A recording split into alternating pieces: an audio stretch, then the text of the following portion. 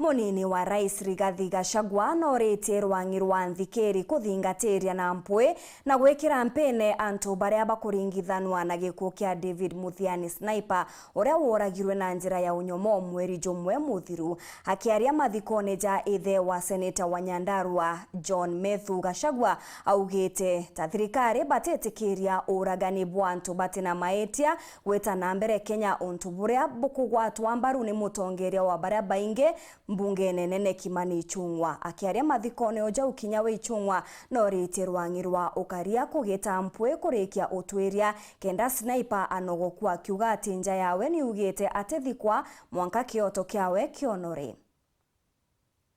Watu wa Meru, Your Excellency, unajua wako na kijana rika ya Senator wetu Methu. Kijana alikuwa anaitwa Sniper, who was a social media activist or a blogger, mwenye aliuawa. And Your Excellency, because we have said you are the dispensation, the third dispensation of our republic that you are leading today is to ensure social and economic justice.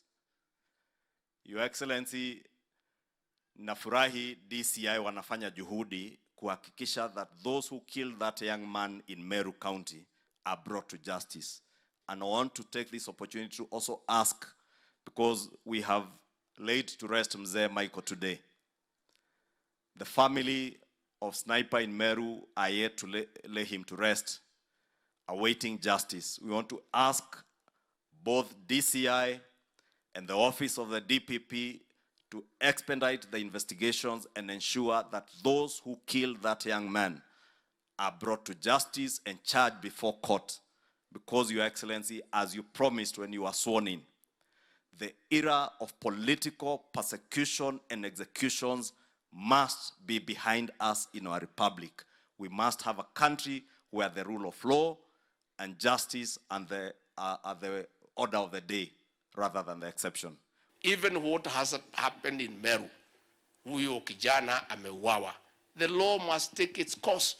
Na tungetaka DCI to quickly conclude those investigations, and whoever is responsible must face the law, irrespective of your political position, irrespective of your status in society, because the law is uniform to the people of Kenya, and that is what must happen.